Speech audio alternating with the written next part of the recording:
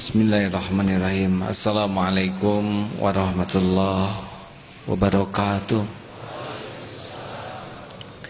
Innal hamdalillah nahmaduhu wa nasta'inuhu wa nastaghfiruh wa na'udzu billahi min sururi anfusina wa min sayyiati a'malina. May yahdihillahu fala mudhillalah wa may yudlil fala hadiyalah. Allahumma salli wa sallim wa barik ala sayyidina Muhammad wa ala alihi wa ashabihi ajma'in.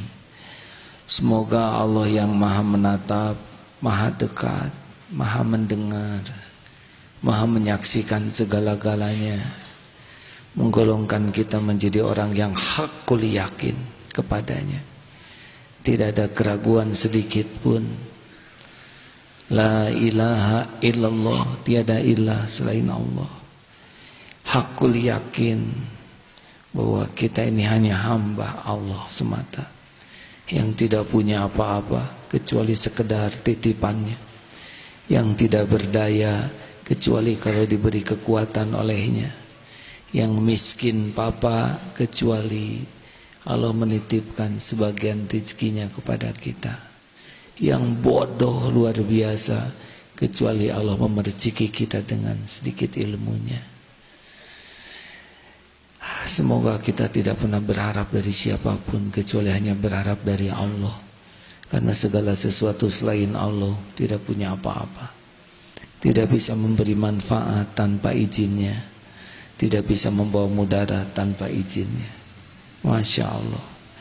Keyakinan adalah kebahagiaan, keyakinan adalah ketenangan, keyakinan adalah pertolongan Allah, keyakinan adalah keselamatan, keyakinan adalah kecintaan Allah. Masya Allah. Mudah-mudahan kita semua jadi ahlul yakin. Amin ya rabbal alamin. Hadirin, kali ini kajian kita ringan. Ini pertemuan pertama sesudah Idul Fitri ya. Ya taqabbalallahu minna wa minkum. Semoga Allah menerima amal-amal kita semua. Saya mohon dimaafkan walaupun tidak harus lebaran, tapi minta maaf mau terus saja. Apakah saudara-saudara memaafkan saya? Ada yang tidak memaafkan? Maafkan saya hadirin. Maafkan ya. Saudara tidak perlu minta maaf, insya Allah sudah saya maafkan. Oh, memangnya salah saya apa? Nah itu salahnya enggak ngaku. Alhamdulillah. Boleh saya cerita lebaran di Kanada? Di dalam surat Ar-Rahman itu 31 kali disebut fabi ayyi ala'i rabbikuma tukadziban, dan nikmat Tuhanmu manakah yang akan didustakan. Itu terbagi 4. 8 yang pertama itu tentang kenikmatan duniawi. Sesudah itu 7 yang kedua, fabi ayyi ala, itu sebelumnya adalah tentang neraka. 8 yang ketiga adalah tentang surga yang pertama, dan 8 lagi fabi ayyi ala rabbikuma tukadziban, tentang surga yang lebih tinggi. Jadi dunia ini hanya akan menjadi nikmat dengan syukur. Di dunia sangat bersyukur terhalang dari 7 pintu neraka. Di dunia banyak syukur, ternyata pintu surga lebih banyak. Kalau neraka 7 itu dari 31, 8, 7, 8, 8. Masya Allah. Jadi mau apa berangkat ke Kanada? Ya mau saja. Itu juga istiqoroh. Kalau bagus mudahkan, kalau tidak bagus tidak usah. Alhamdulillah visa dapat tanpa datang ke sana, beres. Oh, berarti harus berangkat. Niatnya apa? Dakwah, silaturahim, menuntut ilmu, dan mensyukuri belahan dunia. Kanada itu milik Allah sepenuhnya. Tidak ada satupun penguasa Kanada selain Allah Subhanahu wa taala. Orang-orang Kanada itu orang yang nebeng di sana, ya. Jadi saya hanya mau datang ke bumi milik Allah, Tuhan saya. Alhamdulillah, katanya perjalanan jauh 20 jam, tapi tidak usah dipikirkan, karena dipikirkan tetap sama 20 jam, ya. Berangkat hari Jumat, luruskan niat karena akan lebaran di sana. Besar harapan perjalanan jadi ilmu, karena waktunya lama. Naik Eva Air, sebuah perusahaan penerbangan Taiwan, sehingga mendaratnya di Taipei. Memang begitulah namanya, tidak usah banyak pikiran. Masya Allah, kebayangnya naik pesawat ke Kanada dengan bule.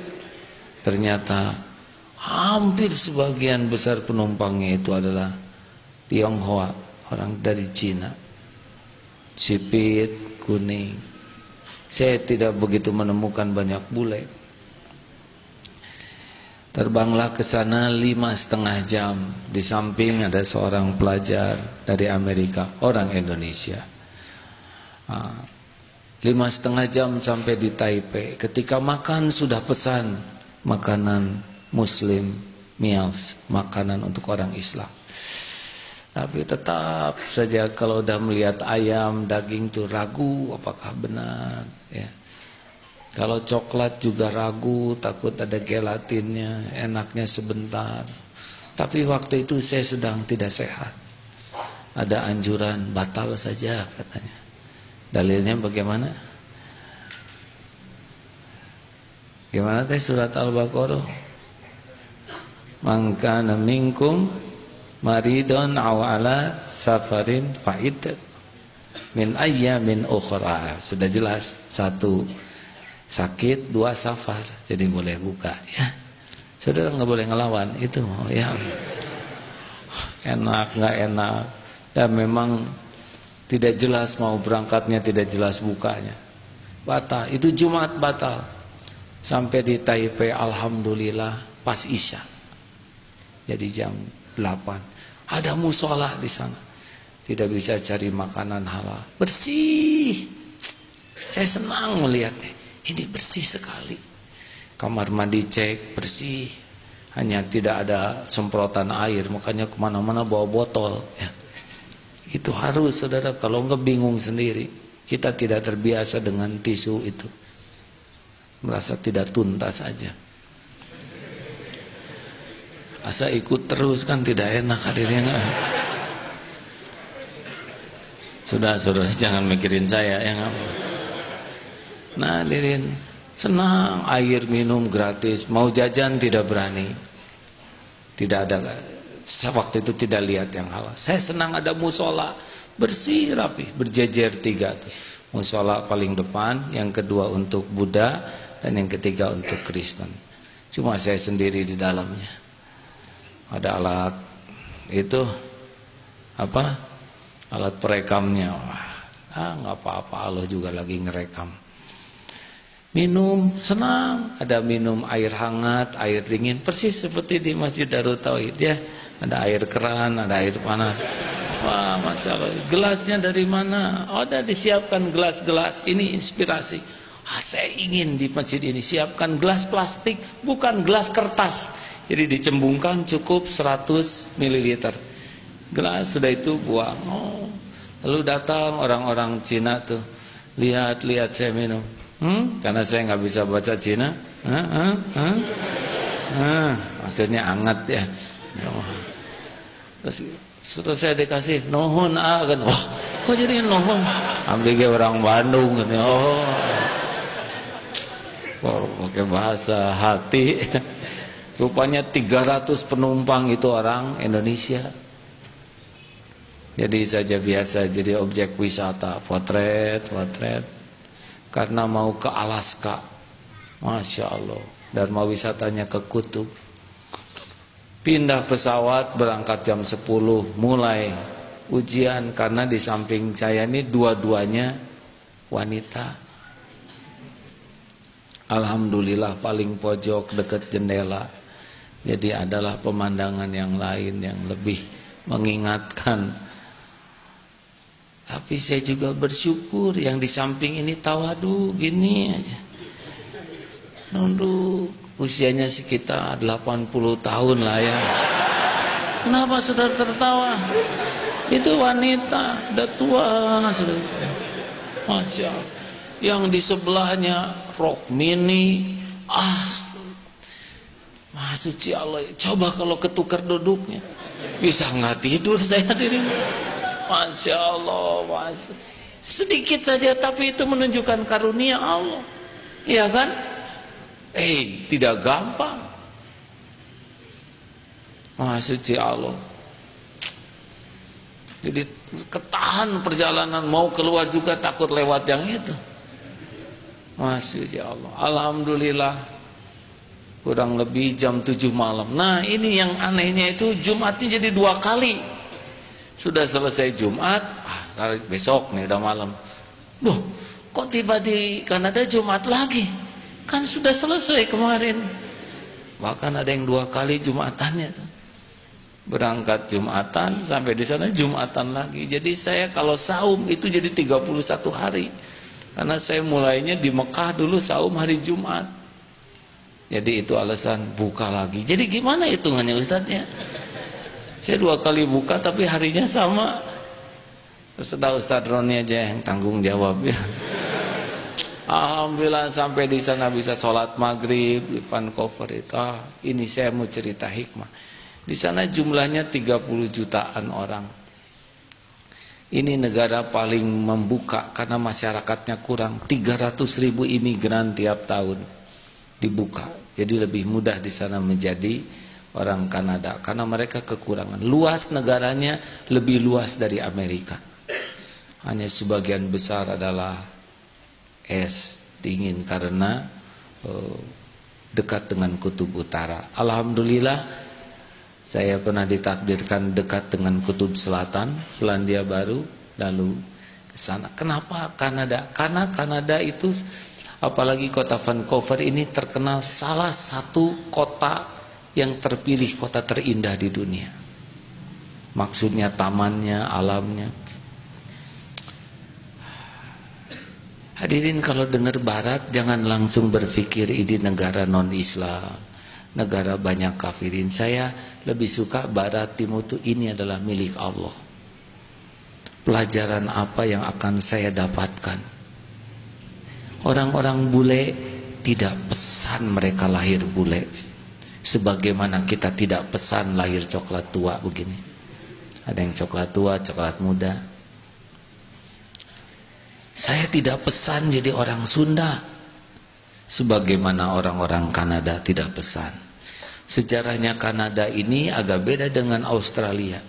Australia itu dulu yang saya dengar, saya mohon maaf ya, adalah buangan dari yang tahanan, ya begitulah orang-orang yang berperilaku buruk dikesanakan. Sedang menak-menaknya dari Inggris itu ke Kanada. Itu juga sama persemakmuran. Jadi masih sangat menghormati Ratu Elizabeth. Persemakmuran ya, seperti Hong Kong dan sebagainya, termasuk Malaysia. Masya Allah, itu alamnya indah. Ini sampai sekarang apalagi yang namanya Whistler itu, aduh. Saya suka lihat di lukisan seperti bidadari turun, lukisan aja ya, yang aslinya saya nggak pernah lihat. Bagaimana cahaya matahari menembus, kemudian ada gunung-gunung yang indah, lalu lautan yang tenang, bersih. Aduh, ini sampai sekarang kebayang ini. Saya pengen ke sana lagi. Mau ikut? Berarti ongkos hadirin. Masya Allah, indah, indah. Maha suci Allah, maha suci Allah. Itu gunung batu tuh penuh dengan pohon, gimana nancebitnya? Gunung batu segitu cadasnya pohon tumbuh di sana. Akarnya tuh masuk ke dalam batu. Dan sangat bersih, sangat indah. Ini salah satu gunung daerah yang dijadikan olimpiade salju tahun kemarin. Tapi dah Allah Maha Kuasa, pas olimpiade salju itu kurang saljunya. Jadi nggak pada turun salju teh pas olimpiade, Allah yang nahan. Akibatnya ngangkut salju dari mana-mana. Persis ketika kemarin ada sopir taksi cerita, saya ini asalnya bekerja di pertambangan di laut, di tempat pemboran minyak. Kami sedang merayakan 1 juta jam tanpa insiden, tanpa accident, tanpa kecelakaan. Maka dirayakanlah 1 juta jam itu dengan hura-hura, dan pada saat itulah terbakar anjungannya. Sehingga ada yang meninggal dan di PHK. Jadi tidak bisa ujub sama sekali. Saya tanya gimana itu syukurannya? Bukan syukuran, hura-hura, mabok-mabokan. Saat itu oleh Allah diberikan. Nah, itu juga begitu. Olimpiade salju, saljunya tidak turun ya. Allah penguasa langit dan bumi. Lihat begini jangan, aneh, nggak ada yang aneh. Innama amruhu idza arada syai'an ay yaqula lahu kun fayakun. Melihat apapun Allah lagi, lihat laut Allah. Ya saya sendiri ke sana. Jadi apa namanya kalau yang pergi sendiri teh backpacker, woodpecker. Eres, alhamdulillah. Imigrasi ditanya, jujur saja mau Idul Fitri, nggak ngerti sebut Idul Fitri. Karena di Kanada ternyata tingkat yang saya dengar, maaf ya, keagama tuh tidak begitu serius. Beda dengan Amerika Serikat yang sering jadi isu. Di sana kalem-kalem saja. Sehingga berjilbab tidak ada masalah. Anak-anak juga sekolah semuanya umum, dia sendiri berjilbab tidak ada masalah. Nah hadirin, dari perjalanan beberapa kali tahun ini ke mancanegara milik Allah semuanya, terpikir ini negara-negara bersih, rapih, teratur, sopan, orang-orangnya sopan, termasuk gelandangannya sopan itu. Kan ada di salah satu jalan di Kanada ini, entah gimana ya, ini ada jalan yang benar-benar orang itu yang gelandangan.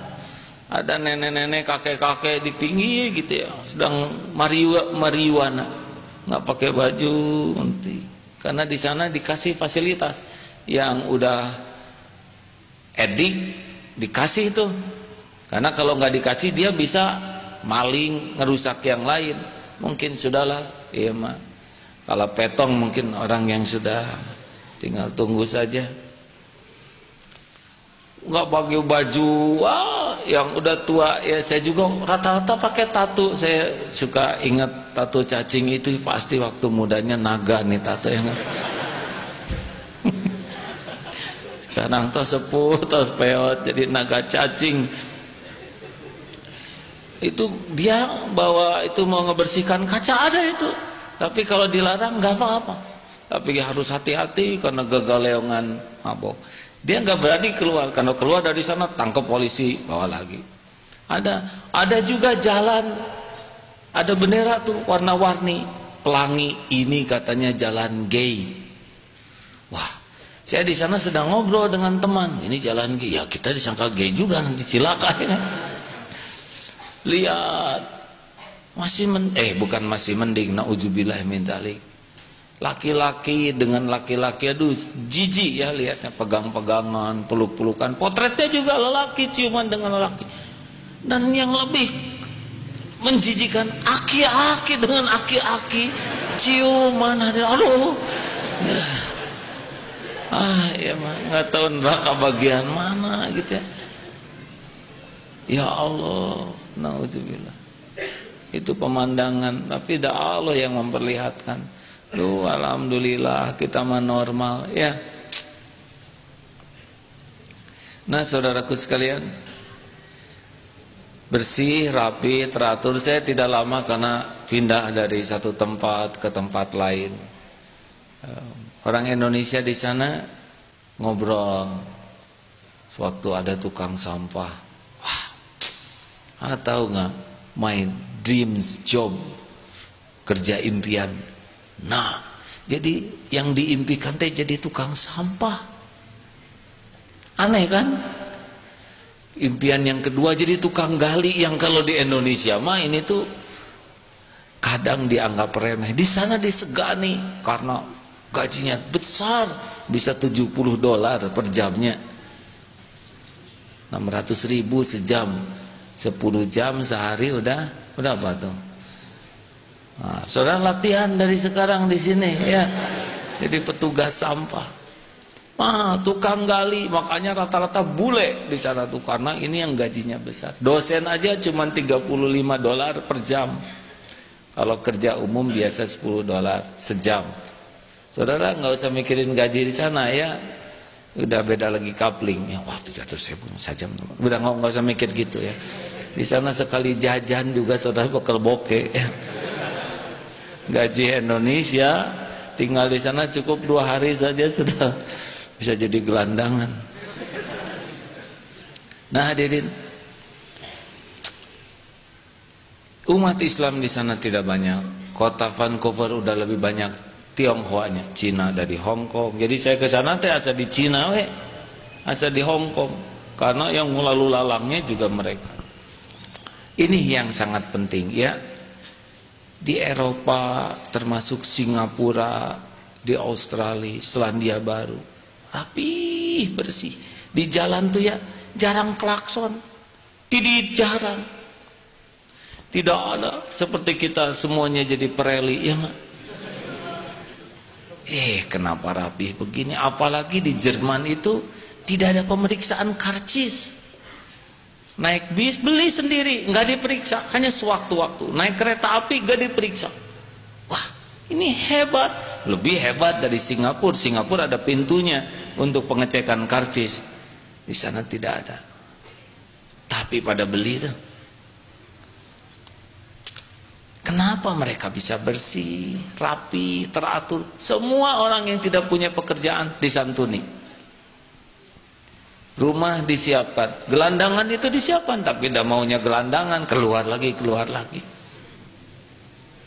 Nah saudaraku sekalian, saya jadi mikir, ini nggak mungkin nggak jadi pelajaran bagi kita ya. Halo, pas lihat ke Indonesia, wah pemberani semua, naik motor kayak di depan bemper anak bungsu ya nggak. 900 kemarin yang meninggal Lebaran. Berhenti di mana aja. Ini kotor jalan. Sana sulit cari yang kotor tuh bersih. Saya masuk ke rumah-rumahnya juga kecil, bersih, rapi. Masya Allah, kamar mandi bersih. Dan cirinya melihat kamar mandi aja. Saya jadi mikir ini nggak mungkin Allah takdirkan ini nggak jadi pelajaran. Biasanya orang yang lemah itu lebih sibuk mencari kesalahan orang lain untuk pembenaran. Ngerti tidak? Bahwa kita tidak salah. Jadi apa yang salah nih umat Islam? Kenapa kita jadi begini?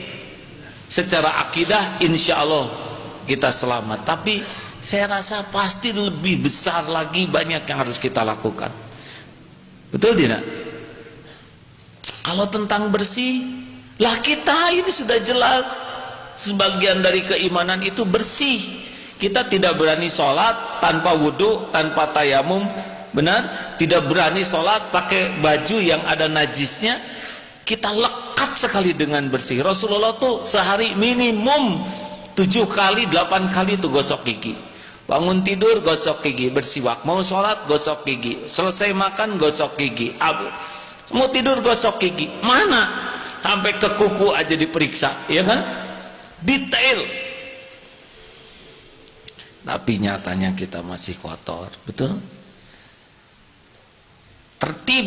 Nggak ada ini sholat itu kan pelajaran tertib. Tidak ada yang berani sholat variasi. Kamu ngadep kemana? Sini ah. Saya udah sering ke kiblat, sekarang ke belakang.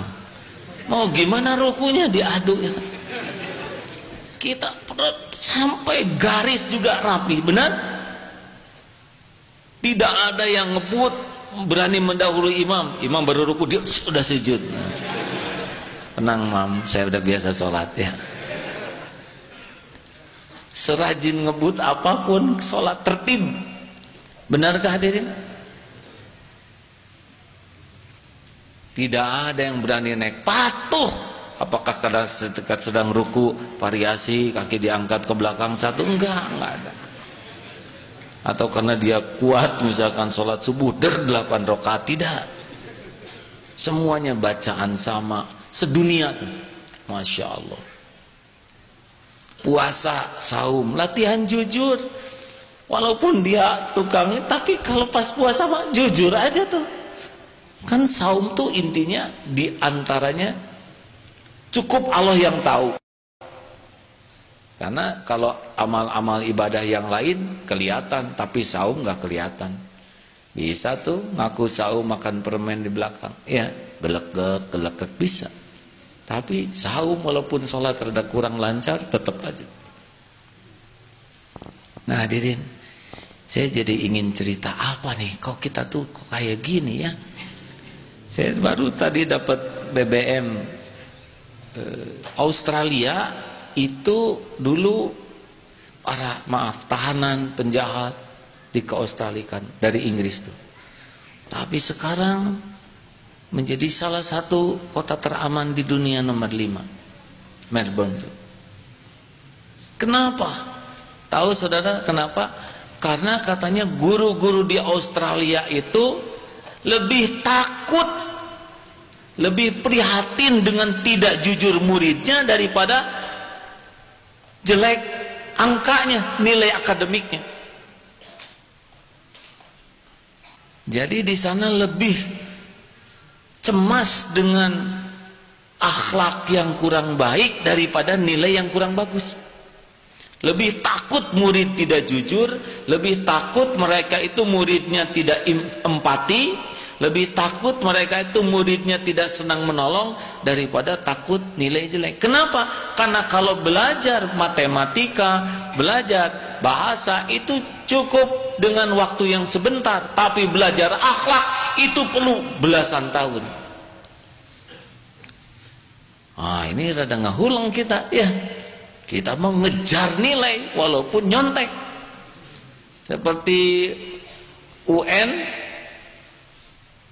ujian nasional itu kita masih banyak mendengar bagaimana bocoran-bocoran itu dibeli, lalu kong kali kong dengan ya pihak-pihak tertentu yang takut sekolahnya tidak pada lulus. Ini benar-benar konyol. Kita lebih takut nilai jelek daripada takut akhlak jelek. Dan orang tua juga, pokoknya ranking 1 apapun yang terjadi, walaupun korban nyawa. Waduh luar biasa. Nggak ada yang begitu, nyawa nyamuk paling. Hadirin, jadi banyak hal-hal. Saya agak keberatan kalau kita melihat barat, negara-negara itu dengan mereka kafirin, mereka musuh Islam. Terus jadi gimana? Kita jadi soleh dengan omongan itu? Apalagi ada sweeping yang bule. Kata yang bule, apa salah saya di sweeping yang warnain badan saya? Allah, kamu teh kayak kurang iman aja. Coba kalau yang di sweeping gitu ya enggak? You know, saya bahasa Inggris.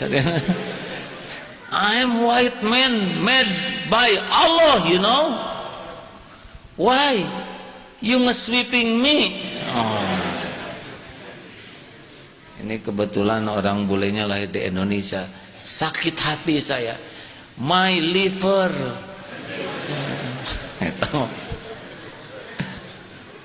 Nah hadirin sekalian, lebih baik kita cari hikmah. Setuju? Satu, yang kita khawatirkan adalah kita senang ke Islam, kita bangga ke Islam, tapi berhenti cuma di bangga. Allahu Akbar, kita harus bela Islam, Allahu Akbar. Oh, itu tidak sepenuhnya salah. Tapi kalau Islam hanya teriak begitu aja gimana? Kelai, kurang jihad sih. Pokoknya macam-macam ke Islam, wah aja. Apakah cukup dengan begitu? Asa nggak kebayang Rasul dan para sahabat jihadnya begitu ya nggak? Rapat di Masjid Nabawi. Enggak. Sepertinya membela Islam tidak cukup dengan teriakan Allahu Akbar. Ada kalanya penting mungkin di Palestina Allahu Akbar kepalkan tangan cocok karena kondisinya. Tapi tidak semua takbir harus kepalkan, ya enggak? Contoh azan Allahu Akbar, Allahu Akbar, itu tidak enak, ya enggak? Ya kunaon muadzin. Atau takbiran lebaran Allahu Akbar, Allahu Akbar, Allah, itu juga tidak enak. Maka agak keberatan kalau dalam suasana damai di kelas ada yang syahadat asyhadu alla ilaha illallah, kaget ada. Tenang atuh ya, bagus takbir itu, tapi saya percaya tidak cukup hanya dengan mengepalkan tangan, semangat, harus terukur semuanya. Setuju hadirin? Tidak ada sebaik-baik contoh dalam takbir selain Rasulullah, juga para sahabat. Jadi bangga kepada Islam bagus, ingin membela Islam bagus, tapi tidak cukup berhenti dengan kebanggaan. Setuju hadirin? Kita Islam yuk kieu. Terus kumaha Acep? Saya tidak mengatakan kita tidak boleh bangga, tidak boleh berjihad, bukan itu ya, tolong garis bawahi. Tapi tidak cukup hanya dengan bangga. Seperti orang namanya Soleh, Ikhlas, Husnul Khotimah. Nama bagus kan? Siapa namanya? Soleh, Ikhlas, Husnul Khotimah. Bangga dengan nama tapi nggak sholat ya, nggak puasa, nggak cukup, benar? Yang penting kan bukan namanya tapi akhlaknya. Saudara harus tahu ya, Islam tuh tanpa kita bela juga udah sempurna tuh. Dan ngebela Islam tuh tidak memuliakan Islam yang aslinya mah memuliakan diri kita sendiri. Coba kayak mubalik yang dakwah begini, nah Islam tidak tambah mulia dengan ceramah begini. Yang kebagian pahalanya ya ini aja dia, ya kan? Jihad, capeknya yang gugur dosa yang bersangkutan, terbunuh mati yang jadi syuhada, yang masuk surga tanpa yang bersangkutan, benar? Jadi sebetulnya kita tuh benar-benar kalau nyebut berjuang itu buat diri sendiri, walaupun seakan-akan membela agama, yang aslinya sih ngebela diri sendiri, benar kan? Ya Islam udah sempurna. Inna dinna indallahil Islam. 2. Kenapa jadi pada mikir begini saudara? Nih evaluasi diri lah ya. Kita habis Idul Fitri seperti orang pesantrenan merasa udah hebat dengan lulusan pesantren. Tunggu dulu. Tadi kitab hikam dibahas. Kita jangan bangga dengan awan, karena bukan terpenting dari awannya. Yang terpenting itu adalah bagaimana awan nurunkan hujan, dan itu juga belum selesai, karena hujan jadi banjir juga masalah. Bagaimana dari air hujan itu bisa menumbuhkan padi, menumbuhkan buah-buahan, menumbuhkan apa yang bisa kita makan, air cadangan diminum bisa kita minum, itu yang terpenting. Jadi bukan bangga dengan awannya, tapi tunggu sampai buahnya datang. Islam udah sempurna, buahnya apa? Akhlak kitanya mana? 2. Yang kedua nih evaluasi, teruskan jangan nih. Saudara seperti yang tegang begini. 2. Jangan-jangan kita tuh baru seneng kepada tahu. Jadi kalau udah tahu ilmu tuh sepertinya hebat. Wah, eta mah masantren naga 5 tahun, padahal di pesantren ngapain? Kan? Kita merasa bangga dengan status, yang kedua merasa bangga dengan tahu. Mau ngapain bangga dengan tahu sholat kalau dia nggak pernah sholat? Hati-hati nih, budaya gelar ini bisa membuat kita senang dengan aksesoris daripada senang dengan isi. Kita bangga anak-anak kita bergelar, tapi kita ukur apakah akhlaknya membaik selama kuliah itu, atau malah sesudah bergelar manggil ke ibunya jadi lebih merendahkan, tidak sopan karena ibunya hanya lulusan SD, kemudian jadi sombong, ke pembantu jadi judes, ke teman-teman di kampung juga jadi menindas. Terus ngapain kuliah kalau begini ya? Halo? Itu kuliah umum. Yang lebih buruk lagi kalau kuliah agama Islam. Gelar banyak tentang Islam, bisa disebut Ustadz, LC atau SAG. Tapi dah saya mah yakin bukan itu yang dituju dari ilmu itu, bukan tempelan, ya kan? Tapi apakah ada buahnya atau tidak? Nah, saya khawatir kita belajar agama itu justru hanya untuk aksesoris, bangga. Jadi kita baru sering senang kepada tahu, bangga hafal hadis, ya. Tahu nggak? Ini teh hadis teh lemah, tahu, sibuk dengan itu. Ini hadis teh belum jelas kesohehan. Yang harus soheh mata wadu, ya.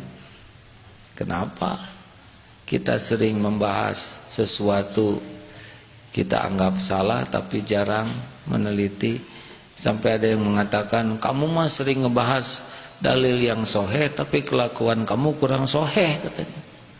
Jadi dalil semuanya soheh, tinggal akhlaknya yang belum soheh.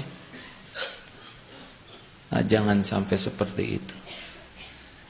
Saya senang pada waktu itu santri dong ngobrol duaan di sana. Lewat.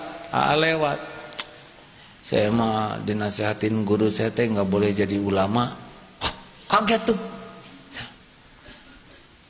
Mereka sedang ngobrol di kupingkeun. Ini nguping yang halal ya, karena ngobrolnya di tempat umum. Kenapa kamu nggak boleh jadi ulama? Jadi disuruh apa sama guru kamu? Udahlah kamu mah nggak usah pengen jadi ulama, pengen jadi orang takwa aja. Waduh, ini bahasa hebat. Kenapa? Karena cita-cita jadi ulama tuh belum tentu ulama versi yang benar. Coba tanya, kamu pengen jadi apa? Saya pengen jadi ulama. Kenapa pengen? Gini ya, jadi ulama teh tata kalau ceramah pulangnya banyak berkat, sana sini disalamin, ya banyak yang naksir. Aduh, pergi naik mobil, belum lagi masuk TV nanti disegani, dipotret. Enaklah jadi ulama teh gitu. Jadi dia mah selebritis otaknya tuh. Bukan ulama yang takut ke Allah. Makanya hebat nasihatnya. Nggak usah pengen jadi ulama, pengen jadi orang takwa. Kalau orang takwa terukur, benar? Nah, kalau udah takwa gampang jadi ulama ya.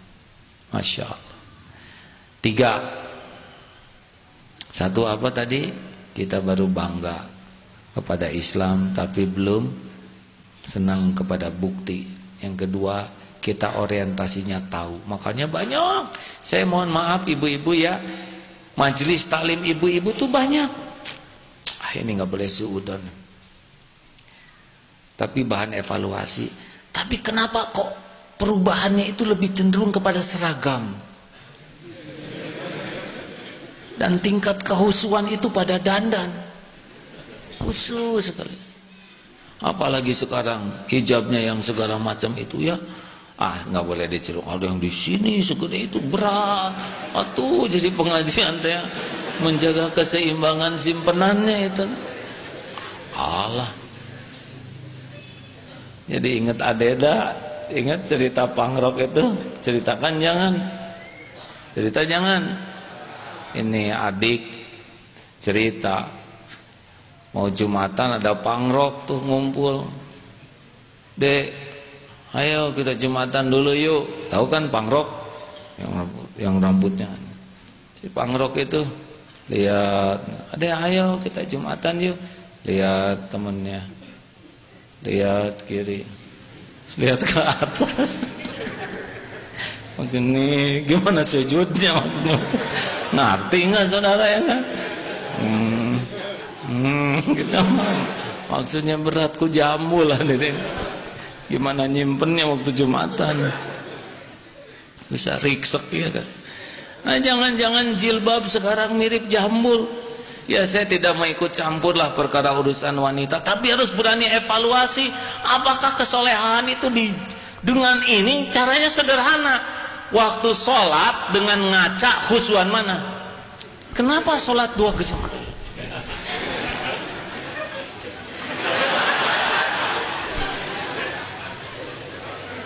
Siapa ini yang dicari? Penilaian Allah atau penilaian makhluk? Bukan, nggak boleh. Allah itu maha indah dan mencintai keindahan, tapi diperbudak oleh penampilan, itu Tuhan yang baru tuh. Jangan-jangan Tuhannya penampilan, jangan-jangan Tuhannya jilbabnya tuh. Inilah mungkin masalah kita nih. Tolong mak, ibu-ibu sing rajin. Harusnya kaum lelaki sadar mana ada pengajian lelaki. Jangan gitu bu, Jumatan pengajian kami ya nggak? Biarpun tidur tetap aja tuh pengajian. Kita mah nggak usah pakai pengajian ibu-ibu, bapak-bapak, Jumatan bela diri biasa hadirin ya. Tolong periksa kenapa pengajian banyak tapi perubahan kurang signifikan. Boleh jadi kita lebih bangga dengan tahu. Senang kalau udah tahu dalil, bisa nasihatin orang, bisa berdebat, bisa meremehkan orang lain. Saya baca bukunya Pak Ustadz Saiful Islam, semoga Allah menyayangi beliau. Bagus saudara kalau punya buku ini ya, baca kemarin. Jadi suatu saat ada orang sedang habis sholat ngedoa, ngangkat tangan. Lalu ada yang nepuk dari belakang, imam, ini masjid nggak pakai bid'ah-bid'ahan. Rasulullah tuh tidak pernah ngangkat tangan kecuali sholat istisqa. Suasana jadi nggak enak. Di Kupas tuh saya baca banyak dalil, sangat banyak ya, dari yang saya duga tentang bagaimana ketiak Rasulullah sampai kelihatan dalam beberapa ada juga Rasul yang berdoa tidak mengangkat tangan. Artinya apa? Betapa pengetahuan kalau hanya untuk berdebat bisa jadi nambah nggak nyaman. Tapi kalau pengetahuan semakin membuat matang, semakin enak. Ya dulu penggemar sholawat yang macam-macam yang pakai biji kedelai 6.600 itu nggak gampang kalau bahaya itu. Wah celaka ya. Tapi dah dulu mah ilmunya baru ke sana, merasa benar dan merasa itu jalan saya bisa menemukan cinta Rasul. Wah sholawat itu dihitung dan boleh jadi lebih sibuk mikirin kedelai daripada Rasulullah ya nggak? Sudah jadi, waduh semangkok deh. Dan yang paling gawat tuh tumpah ya, waduh kacau itu. Ada seorang ustadz nggak melarang, duduk aja, perhatikan. Ini benar-benar kematangan seseorang dengan ilmunya. Seneng ke Rasul ya, iya, makanya banyak sholawat. Kira-kira kalau ada sholawat Rasulullah dengan sholawatnya ulama itu cinta ke Rasul, bagusan mana? Saya mikir ya pasti bagusan sholawat Rasul, karena Rasul mah dibimbing oleh Allah, tidak ada perkatuannya tanpa bimbingan Allah. Iya benar, udah benar. Ulang aja. Saya aja mikir, saya sholawatan ribuan ini teh karangan Rasul atau sahabat atau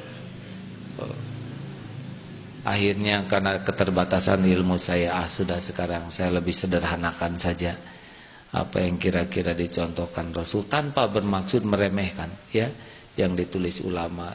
Tapi sejujurnya saya nggak ngerti waktu itu apa sholawat ini apa artinya, hanya kenal. Sekarang saya ngerti aja, seperti sholawat yang dicontohkan.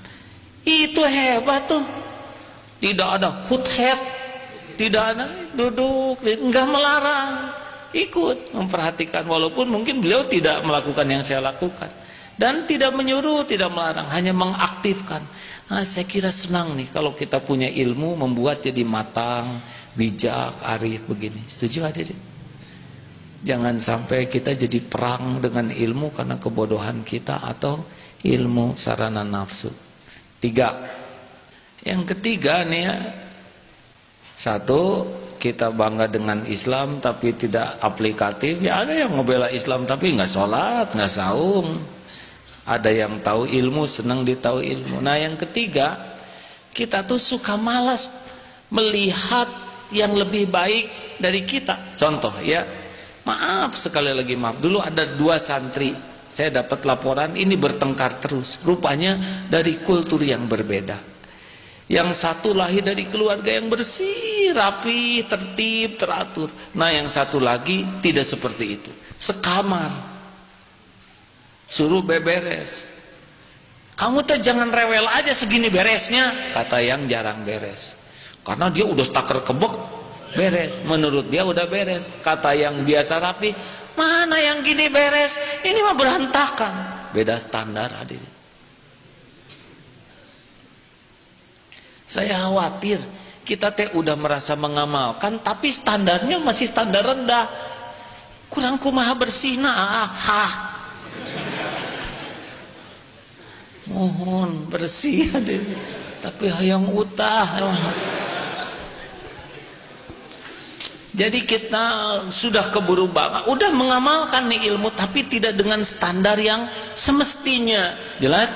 Saya kurang gimana ngagosek masjid tuh, Udah saya gosek, ini lihat masjid.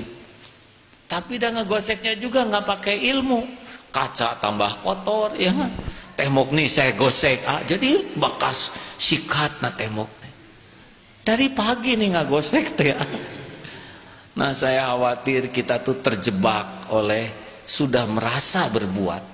Tadi merasa berilmu, tak merasa berbuat. Ya, saya sudah nih kurang apa? Saya sudah tobat.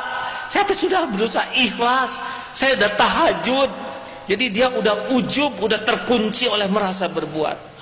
Ini juga masalah. Tadi merasa pinter, sekarang merasa berbuat. Saya saum Daud dia. Istighfar tahu nggak? 20.000 sehari. Saha ayeuna nu ngelehkeun abdi ya. Teu aya. Di masjid coba mencari pasti siapa paling depan, di belakang imam. Saudara nggak akan pernah melihat tandingannya. Dari ngomong gitu aja udah kelihatan ini. Pasti ke masjid itu sibuk bertanding ya. Nggak mau kedatangan orang lain. Oh, ternyata beramal juga tidak cukup kalau tidak pakai hati. Nah, saudaraku, ayo atuh kita belajar ke yang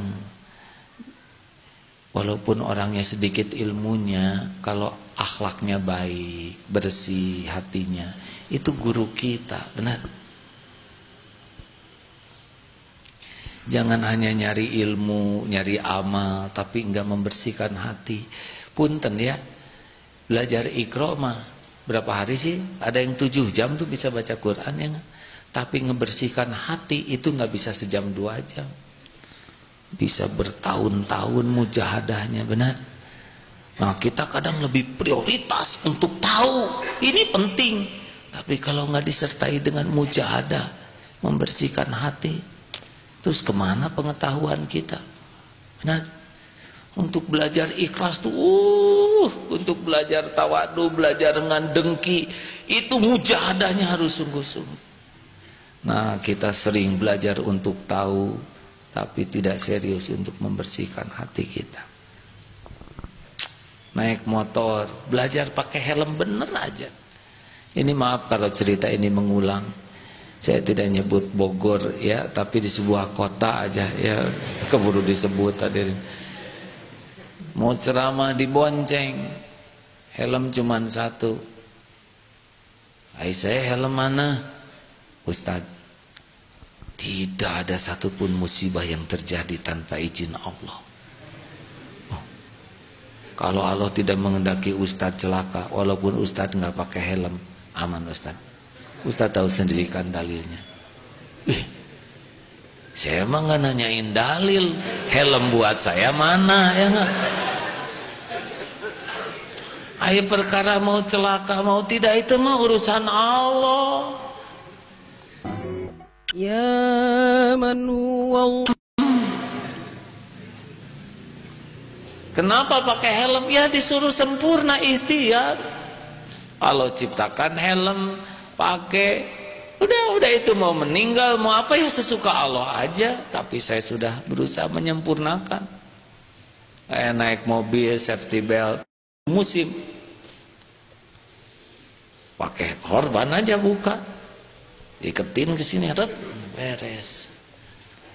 Mau celaka mau enggak mah tergantung ketentuan Allah. Tapi saya menyempurnakan ikhtiar, itu kewajiban kita, benar? Halo? Tapi dah kita mau suruh pakai helm ge horeang. Ban apa tuh sepak bola bagi dua dengan adiknya. Deh satu. Kalian rapi atas. Suatu saat di Singapura dulu ya, sebelum musim helm, lihat ada helm bagus, mahal ini. Ini helm mahal nih, Dek. Saya tanya ke orang Islam di Singapura, "Kenapa Ade beli yang semahal ini?" "Lihat dulu dong, isinya." Langsung tuh dilihat isi helm. Ya sabusa, bukan itu, ini gitu. Halo? Tuh, udah nggak ketaikan ya. Ya udahlah, nggak apa-apa. Berat memang kita ini. Jadi kita melihat isi helm teh busanya, bukan kepalanya. Karena mereka nganggap mungkin teman ini tuh mahal, titipan Allah tuh, makanya dijaga. Kita kurang. Nah hadirin, ayolah kita upgrade pengetahuan kita. Saya mau jujur-jujurannya, dulu Darut Tauhid masih kotor, berantakan. Dari mana kita belajar rapi? Saya diajak oleh dulu namanya ada Pak Palguna, dia semoga Allah menyayangi beliau dan saya nggak bisa lupakan jasanya. Beliaulah yang ngajak ke rumahnya. Lihat rumahnya terapi, bersih, rumputnya bagus, ya nggak ada berantakan, kamar mandinya. Saya jika orang kampung lihat, enak ini bersih begini. Terus saya lihat, ya garasinya semuanya rapi. Pulang teh enak, punya standar baru. Kelihatannya kita harus banyak belajar dari yang lain, ya. Coba lihat kantor-kantor tentara tuh ya, kesatrian tuh bersih, rapi. Makanya bagus DKM itu para ininya pergi ke hotel, ya. Ke WC aja di hotel tuh, WC umumnya, diem di sana. Biasa bawa-bawa tuh dirinya, betah. Kita mah tidak harus seperti itu, ya. Tapi tempat yang dianggap kotor teh bersih, rapi. Masya Allah. Kita sering hotel tempat maksiat. Kamu kan tukang maksiat ya. Maksiat kan beragam jenisnya. Kita juga bisa diam di masjid juga maksiat. Nah hadirin, ayo kita berani melihat kelebihan dari orang lain. Orang-orang bule itu senang nyapa tuh. Kita good morning, morning. Senang menolong tuh ya. Dan jujur. Ini baru dengar juga ada seorang mu'alaf, puasa nggak kuat. Tapi dia, maaf, ini bukan contoh yang baik. Tapi ada satu sisi yang bisa diambil hikmah. Saya baru masuk Islam. Dari kecil saya dibiarkan tiap hari minum bir. Minum bir buat saya seperti minum air putih. Bu, ke istrinya tuh, saya belum kuat puasa dan saya belum bisa meninggalkan. Tapi saya tidak mau minum bir ini sembunyi-sembunyi. Saya tidak mau kelihatan di depan kamu saya udah jadi lelaki soleh, baik, padahal di belakang jelek. Saya akan berusaha. Dia tidak baik minum bir, haram ya kalau sudah Islam. Tapi dia tidak mau menjadi orang yang munafik, itu pura-pura baik. Bantu saya berproses menjadi lebih baik. Tidak usah ditiru keburukannya, tapi berani untuk tidak munafik. Ini ada hal yang bisa membuat orang bisa membantu. Nah, saudaraku sekalian, ayolah kita beranikan hati kita membuka melihat sisi kelebihan orang lain. Setuju?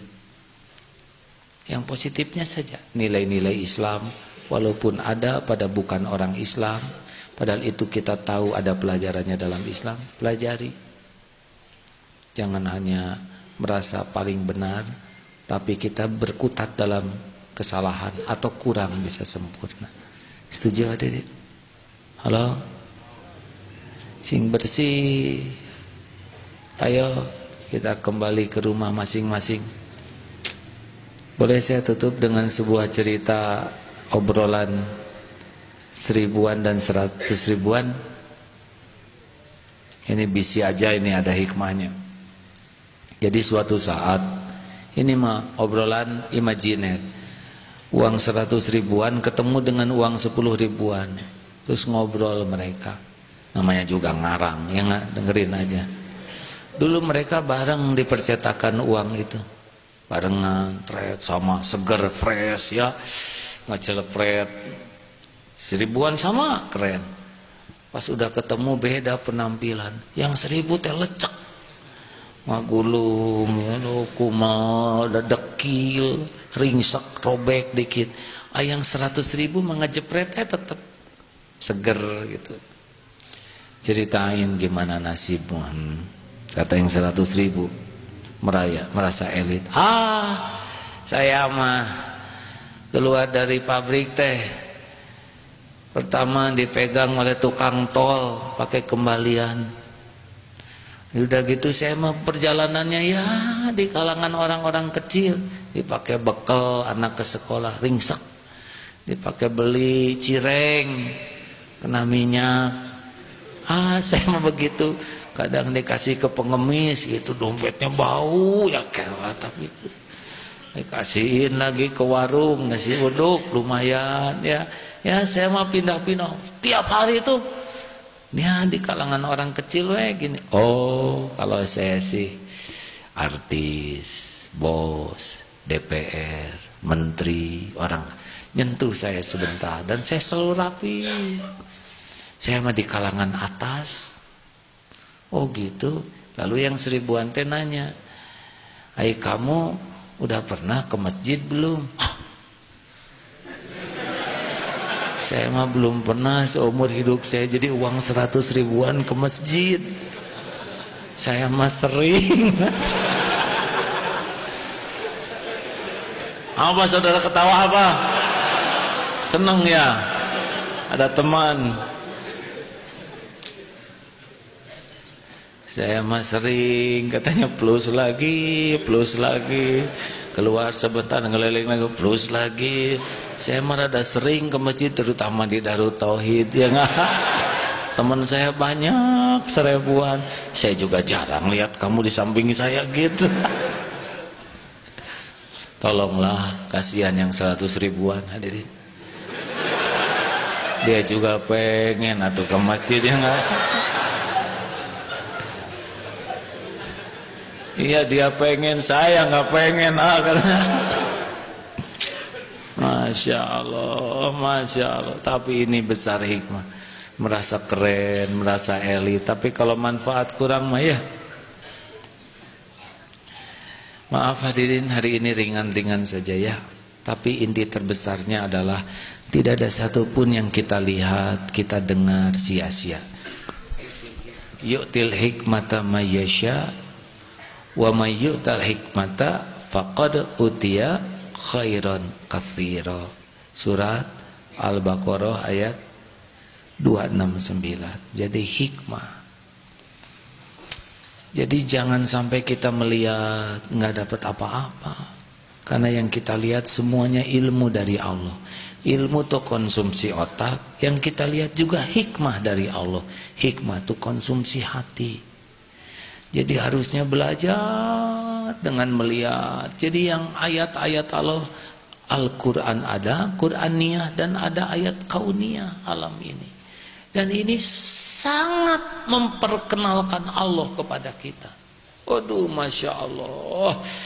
Lihat alam, bagaimana Allah membuat kombinasi. Oh, kita ngelihat boneka suka muji pabrik. Sekarang kita lihat handphone, lihat aduh ini insinyurnya ada hebat sekarang. Samsung, iPhone hebat. Kenapa lihat benda kita puji pabriknya, tapi lihat yang membikinnya nggak dipuji penciptanya? Lihat boneka, kita puji pabrik boneka. Kenapa lihat anak tidak kita puji Allah yang menciptakannya? Lihat kucing atau lukisan kucing, kita puji pelukisnya. Lihat kucing betulan, kalau disepak. Hah? Yang lebih menarik, lihat patung lilin. Ini dahsyat yang bikin patung ini ya. Hebat, luar biasa. Ini mirip sekali. Aneh. Lihat patung yang diam gitu dipuji, yang buatnya lihat yang diajak ngobrol. Harusnya pingsan. Kenapa kamu pingsan? Kamu siapa yang bikin gitu? Tapi dalam lemot otak kita. Iya kan? Lihat patung dipuji, yang bikinnya lihat yang diajak ngobrol. Enggak muji itu ke Allah yang menciptakannya. Harusnya kalau lihat sepak bola tuh nggak aneh main tendang-tendangan gitu mah. Kebanyakan orang lihat bola, lihat bagaimana Allah menciptakan orang bisa bergerak dengan gerakannya. Itu kan otot bergerak, otak berpikir, mata melihat, ya kan, jantung berdetak, adrenalin, wah hormon ini, oh itu kan luar biasa. Ini dalam sekejap ini Allah menciptakan miliaran aktivitas pada tubuhnya dan beres. Nggak ada tuh yang salah sepak bola ke sana tong nes nipakan wasit. Nah itu enggak. Semuanya waduh. Terus Allah siapkan keringat ya. Allah buat pori-porinya berlubang semua. Coba kalau mampet kan repot. Waduh, Masya Allah, Masya Allah. Lihat gajah, lihat singa. Saya baru lihat gajah melahirkan. Ternyata nggak jongkok dia tuh, tapi berdiri aja gitu. Waktu bayi itu gedebut, tapi dah nggak apa-apa, sugan patah tulang, enggak tuh. Asli hadirin. Monyet juga nggak repot tuh, langsung habis lahir teh jalan sana sini. Kita suka sakit hati disebut monyet, padahal monyet lebih cepat jalan daripada kita. Kita tuh 11 bulan berbaringnya. Masya Allah. Ayo belajarnya ditingkatkan, tidak hanya dari buku, tidak hanya dari orang, tapi dari apa yang kita lihat ini. Tafakur sampai membuat hati itu makin takjub ke Allah. Lihat orang yang sopan, agama apapun, siapapun, kenapa kita nggak sopan? Dulu di sini saya belajar juga, ada siapa yang dari yang jago kungfu, dari apa tuh di Cina tuh ada Shaolin Temple atau apa namanya, pokoknya temennya Jet Li, dia ada di sini ngelatih dulu. Saya ngobrol lewat penerjemah, ayo dong perlihatkan kemampuannya. Pertama beliau di sana terus nggak mau karena banyak wanita. Beliau tidak ingin tempatnya yang banyak wanita. Ayo dong tunjukkan kemampuannya, karena dia bisa apa tuh yang membuat tubuhnya tuh jadi sangat kuat. Itu sampai selesai mendidik nggak mau memperlihatkan. Katanya gini, nanti juga bisa lihat sendiri dari para santri ini. Gitu aja. Sampai pulangnya dia nggak pamer kemampuannya, padahal kemampuannya luar biasa. Kita baru juga apa satu jurus hantem, wah mau makan. Nah itu belajar tawadu, tidak ada salahnya. Karena ilmu tawadunya sudah punya, mereka mempraktekannya. Hak kita tuh hikmah. Silakan pergi ke luar negeri ya. Ada Nigeria. Kenapa saudara ketawa ya? Kalau mau agak berat ya ke daerah konflik. Tapi kalau juga mau melihat semuanya adalah kebesaran Allah. Maha suci Allah. Saudara, kita harus berani ya membuka sisi lain, menerima hal-hal positif dari orang lain yang tidak berseberangan dengan nilai Islam, atau bahkan nilai itu nilai yang ada dalam Islam tapi mereka mempraktekannya. Kejujuran, keramahan. Kita nggak cukup hanya ngandelin teori padahal kita tidak jujur. Kita tidak cukup merasa hebat padahal kita tidak jujur. Islam diciptakan oleh Allah justru untuk dipraktekkan, bukan hanya untuk kebanggaan dan hanya untuk dibicarakan. Sepakat hadirin? Marilah kita 3M, mulai dari diri sendiri, mulai dari hal yang kecil, dan mulai saat ini. Kalau saudara punya anak dan ingin anak berubah, itu baik. Tapi rahasia terpenting merubah anak adalah merubah diri kita sendiri. Berdakwah ingin orang lain berubah jadi baik, itu baik. Tetapi yang paling penting dari dakwah sebetulnya bukan merubah orang lain. Yang paling penting dari dakwah ini adalah merubah diri pendakwah itu sendiri. Sehebat apapun kata-kata, kalau mulut, hati dan sikapnya tidak sama, dialah yang merusak dakwah itu sendiri. Termasuk yang ceramah saat ini. Sebetulnya kesuksesan ceramah bukan diukur dari orang yang berubah. Kesuksesan berdakwah diukur dari dirinya sendiri yang berubah. Masya Allah. Pendakwah yang hebat bukan yang merubah orang lain. Pendakwah yang hebat yang dirinya setiap hari selalu berubah menjadi lebih baik. Itulah dakwah yang terhebat. Masya Allah. Kita semua bisa melakukannya dengan izin Allah. Pada saat kita memperbaiki diri, itulah saat kita memperbaiki orang lain. Sehebat apapun kita memperbaiki diri, kalau memperbaiki orang lain, kalau kita lupakan diri sendiri, kita sebetulnya tidak berdakwah. Kita sedang merusak orang lain. Na'udzubillahi min dzalik. Mudah-mudahan ada hikmahnya. Terima kasih.